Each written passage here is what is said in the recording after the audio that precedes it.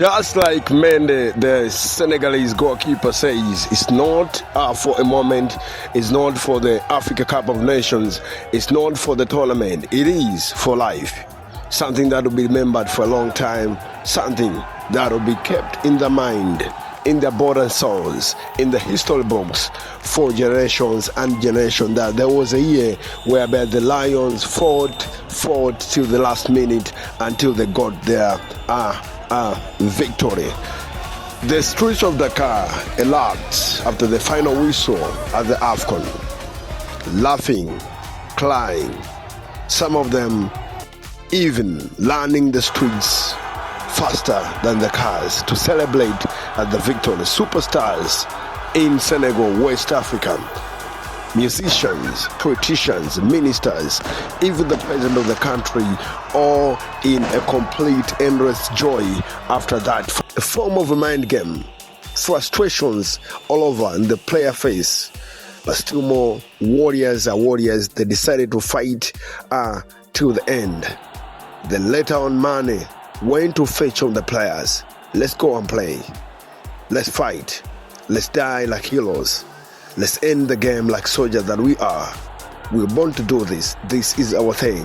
Haj Diouf. Akon was in the stand watching. What an ending. All the Moroccans were celebrating. All the streets of Morocco, streets of Casablanca were full of celebrations that at least this final penalty is sending them to become the first champions, African champions after 50 years. It was a history already written in the hands and the hearts of all the Moroccan all over the streets of Morocco. The light in their eyes could be seen after Mane brought on the other players to allow them to take the penalty, at least wait for the final whistle. It was already over, completely over. Then the giant goalkeeper, Mendy, one of the best goalkeeper ever happened in the continent of Africa, stood tall at the middle of the goal. He talked to himself, like he says on IG, that I'm going to do this. Even told Diaz, one of the professional footballer playing of Europe, Real Madrid. Diaz never misses penalties. But this one around, only God knows what's going to happen.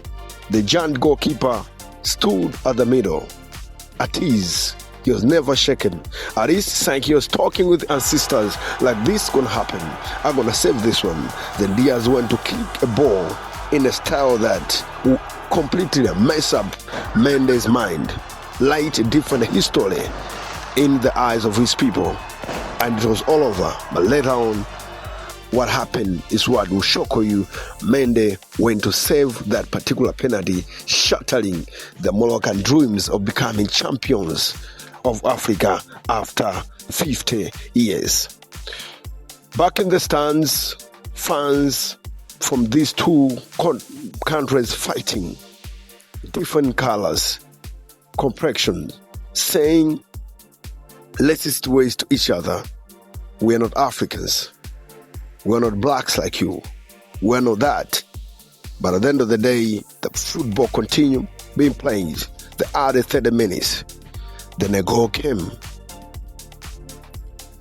And this put a lead to Senegalese team. Put a smile on their face. The streets of Dakar and all over Senegal erupted with joy, crying. People were smiling, laughing, learning, speeding cars to celebrate the goal. They were all Africa. It seemed like Senegalese was the favor of African assistance because the whole continent was happy for them. Social media went crazy for a minute until the last whistle. It was all over.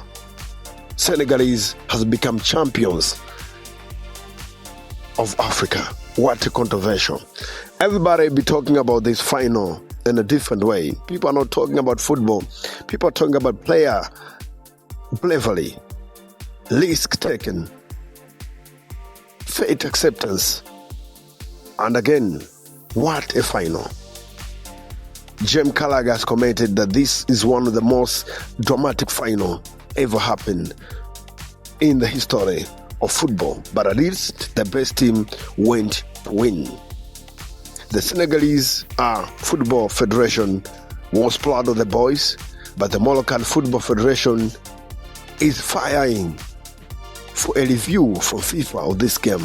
Why did they walk away from the stadium and then come back to play? According to them, it was not fair conducted and it needs a review, possible maybe a replay. I don't know what is your opinion, but for me, I believe we had one of the most wonderful, dramatic, mind-blowing, breathtaking final of Africa Cup of Nations. Just like Mendes says, it's not for the tournament, it's not for now, it's not for victory, it's not for the cup, it is for life. And indeed, it's going to be remembered for a lifetime. Okay, it is Talk Africa. We're telling you stories that you need to be heard.